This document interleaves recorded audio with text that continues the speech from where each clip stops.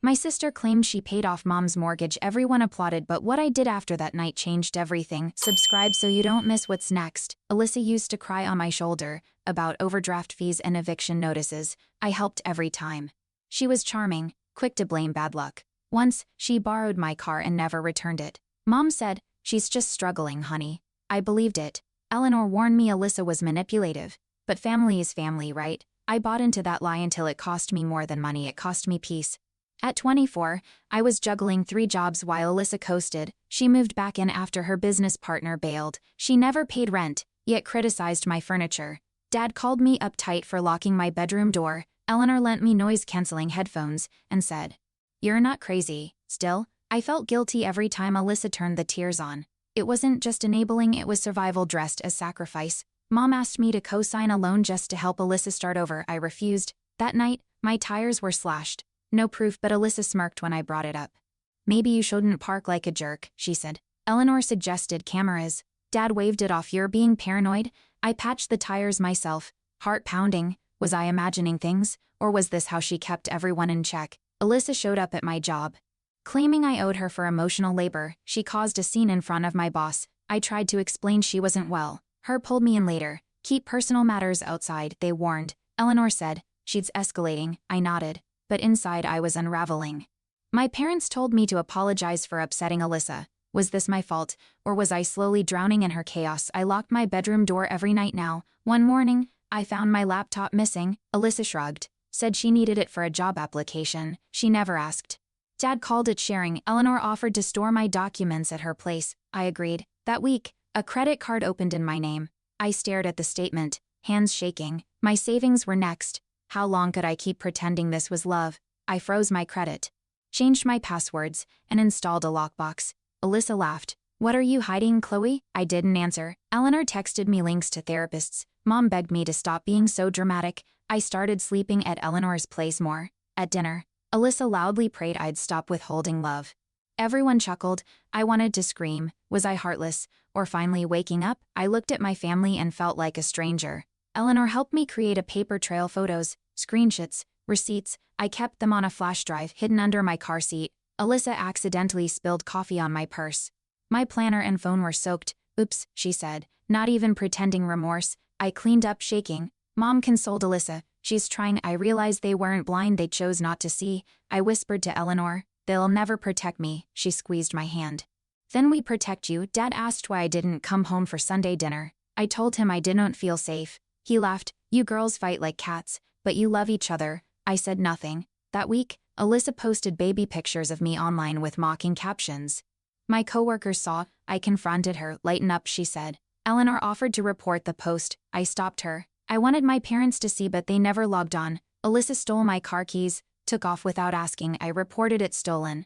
The officer looked confused. "You said she's your sister."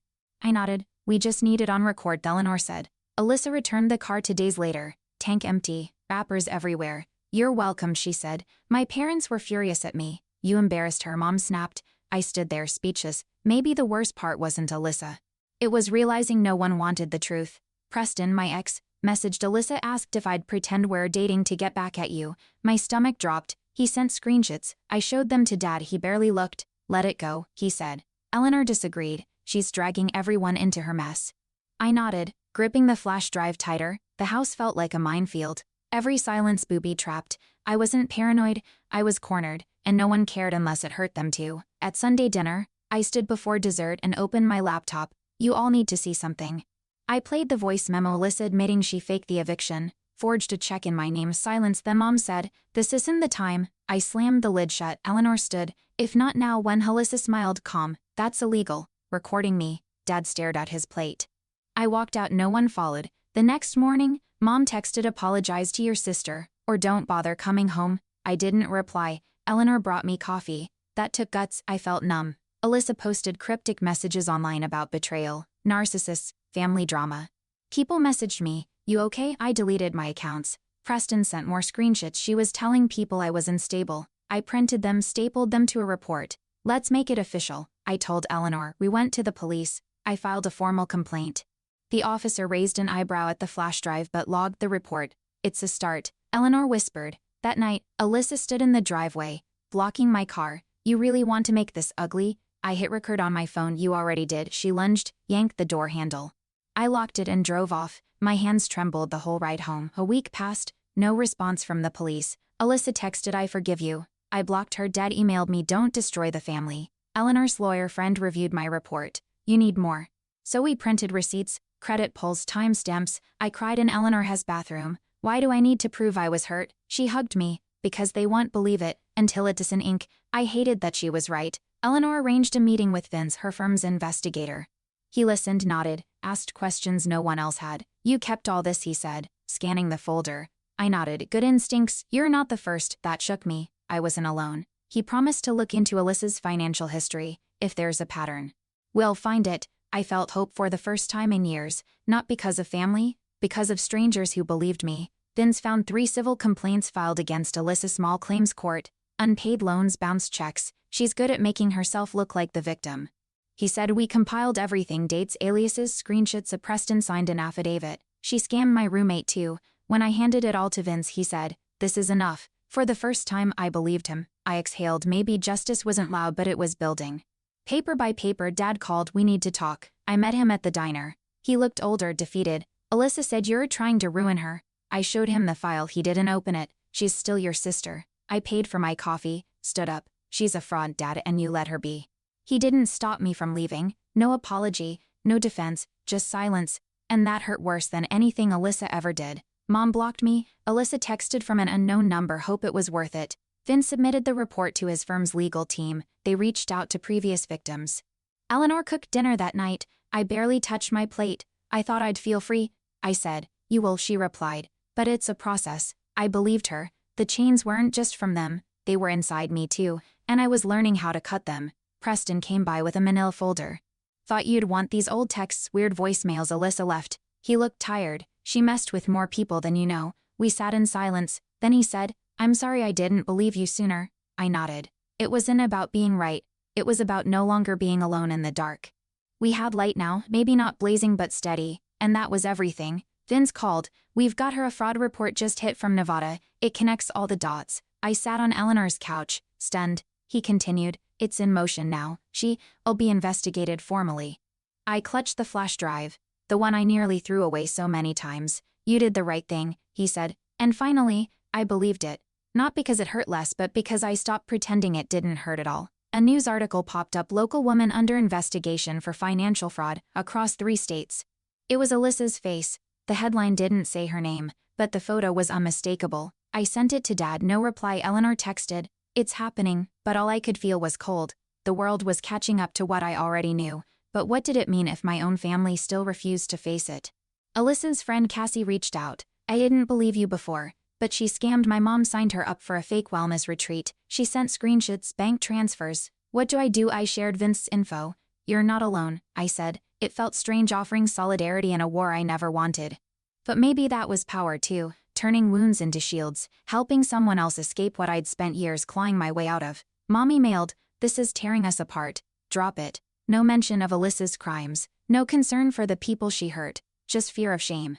I didn't reply. Eleanor read it, mouth tight. They're addicted to denial, she said. I cried, not from pain but clarity. I wasn't responsible for their blind spots. Their comfort wasn't my job. I chose truth, and it came at a price, but so did silence, and I was done paying. Preston sent a voicemail. Alyssa left him. Tell Chloe I'm sorry. I didn't mean for it to go this far. It was slurred, rambling. I forwarded it to Vince. Adds context, he said. But it didn't feel like remorse. It felt like fear. Eleanor played it twice, brow furrowed. She's spiraling. I nodded. Part of me wanted to feel sorry, but pity wasn't safety. And I'd learned abusers apologize when consequences knock, not when they understand. A letter arrived at my door. No return address. Inside, a childhood photo of Alyssa and me. Taped to a note. We were sisters once. No signature. Eleanor said, that's meant to rattle you. I tossed it in the shredder. I wasn't 8 anymore. I wasn't responsible for her choices. But I locked the windows that night anyway, because knowing she was losing didn't mean she stopped trying. She never played fair, and she never warned. Vince uncovered a new alias Alyssa used, Lena West. Under it, she'd opened a shell company, defrauded 2 more victims. We can link it all, he said. This gives us federal traction. Eleanor celebrated with wine. I sat quietly. The deeper it went, the less she felt like my sister. She was a machine built to survive at any cost. But I wasn't her battery anymore. I chose a different fuel: truth, boundaries, and no more excuses. Cassie posted about Alyssa publicly. She scammed my mom. I believed her lies. Not anymore. The comments exploded, others chiming in. A mini digital reckoning. I stayed quiet. Vince messaged, "This helps." Still, I didn't feel victorious, just tired. Eleanor said, "You started a chain reaction, maybe, or maybe people were just done being used." Either way, the silence around Alyssa cracked, and in the noise, something real finally echoed: belief, and maybe even justice. The police followed up. "We're building a case." They asked for the originals. I handed them over. The officer said, "This might go federal." I nodded. I wasn't shaking anymore. Eleanor whispered, "You're doing it." But I wasn't sure what it meant to justice, closure. All I knew was this: I didn't flinch when Alyssa called again. I didn't answer either. Some power lives in the things you no longer feel compelled to explain. Eleanor and I organized a virtual support group, Survivors of Family Fraud. 5 people joined the first session. Cassie shared her story. A woman in Missouri cried through hers. I listened, then spoke. "They count on our silence. But we don't owe them that." Nods filled the screen. It wasn't revenge, it was reclamation. We weren't just victims, we were witnesses, archivists of our own truth. And for the first time, that felt like enough. Preston spoke up in the group. "I let it happen. I saw red flags." He looked down. I typed, "Accountability isn't shame, it's strength." He smiled faintly. "Alyssa once told me people were tools, you just needed to find their weakness." Now those same people were speaking, warning others. We weren't tools anymore. We were towers, not perfect, not invincible, but standing, and even if the foundation cracked sometimes, it wasn't built by her anymore. Alyssa's charges were filed: wire fraud, identity theft, malicious impersonation. Vince called it official. I sat in silence. Eleanor said, "You made this happen."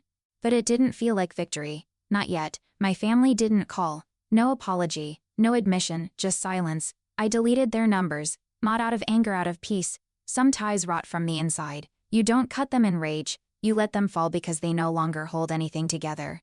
At the courthouse, I sat beside Eleanor and watched Alyssa's lawyer request a postponement. She looked tired, not dangerous, but I remembered the bruises: financial, emotional, invisible. The judge scheduled a new date. Outside, reporters waited. I said nothing. Preston gave a brief statement. I walked past the cameras, head high. It wasn't about proving she hurt me anymore. It was about standing in my own light and letting her crumble in her own shadow. "Gilbert, my father, showed up at my door." "I was wrong," he said. No preamble, no excuses. She fooled me. I let him in. We sat in the kitchen. No small talk. "You were brave," he added. My throat tightened. "I just survived." He looked older, softer. "You didn't just survive, Chloe, you changed everything." Maybe. Or maybe I just stopped pretending the fire wasn't burning. Either way, I was no longer cold. The support group expanded. Dozens joined. Stories poured in: cousins defrauding grandparents, siblings emptying joint accounts. We created a shared document, anonymized case logs. A pattern emerged: trust weaponized, denial reinforced. I lit a session on boundaries. "No is a sentence," I said, "not an invitation to negotiate." Afterward, a woman messaged me, "Your voice gave me mine." I cried quietly. Not because I was broken, but because I'd finally made something from the wreckage. Nancy, my mother, sent a letter handwritten. "I didn't know how to protect you. I'm sorry." No return address, no phone number, just shaky handwriting and an old photo of us at the beach. I stared at it for hours. Eleanor said, "You don't have to forgive her." I nodded. But I placed the letter in my drawer, not to forget. Not to reconcile, but to remember. I wasn't crazy. I was abandoned. There's the difference. Cassie testified in court. Her voice trembled, but she never wavered. She lied to me, stole from my family, and gaslit us for years. Alyssa wouldn't meet her eyes. Vince nodded as the judge took notes. That night, Cassie texted, "I couldn't have done it without you." I stared at her message, heart heavy. It wasn't vindication, it was solidarity. And sometimes, that's more powerful than revenge, especially when you've lived too long without either. A judge issued a restraining order against Alyssa. Pattern of emotional and financial abuse substantiated. Vince emailed the scanned document. I printed it, slid it into a folder with everything else: photos, affidavits, receipts, a war archive. But I wasn't fighting anymore. I was documenting, protecting, teaching. The folder didn't feel heavy, it felt earned. Eleanor toasted that night, to survival with teeth. I laughed, not because it was funny, but because we made it out. I returned Alyssa's last voicemail unopened. Vince said the trial date was set. I packed a bag, clean shirt, notes, tissues just in case. Eleanor asked, nervous. I shook my head already, but part of me grieved, not for her but for the girl I was, who bent backwards to make family happy. That girl was gone. In her place stood someone scarred, maybe, but grounded. I didn't need closure. I needed clarity, and now I had it. Trial morning, I wore a navy blazer, hair tied back. Eleanor whispered, "Whatever happens, you win." The courtroom buzzed. Alyssa arrived late, eyes glassy. The prosecution presented our evidence. I took the stand. My voice didn't shake. I told the truth chronologically, clinically. No they tricks, just facts. When I stepped down, Vince nodded. That was textbook. It didn't feel like justice, but it felt like control reclaimed. And sometimes, that's all you need to breathe again. Court recessed. Outside, a reporter asked if I had a statement. I said, sometimes. Survival is the statement. Eleanor smiled. We walked to her car. My phone buzzed. Text from support group members. "We're proud of you, Cassie, you spoke for all of us." I leaned into the seat. Eyes shut, not from fatigue, but release. The chains were gone, not cut, but melted by truth. And that truth had a name. Mine. Chloe, survivor, no longer silenced. The verdict came in guilty on 2 counts of fraud, 1 of impersonation. Alyssa's face didn't move. Mine did. I exhaled long and slow. The room blurred. Eleanor's hand on mine kept me grounded. The judge spoke, but I only caught fragments. Sentencing, restitution, probation review. Vince whispered, "It's over." I didn't believe him, not fully, but I stood taller walking out. Not because she lost, because I didn't, because I stayed, and that changes everything. Alyssa's sentencing loomed. Community service, restitution, probation. No jail yet. Vince said it was a win. I nodded. I didn't want revenge. I wanted recorded truth stamped. Logged, undeniable. At the support group, I read her sentence aloud. People clapped, not for me, for what it symbolized. Eleanor whispered, "You closed a door." I shook my head. No, I built a wall. Not to keep people out, to keep myself in safe, clear hole.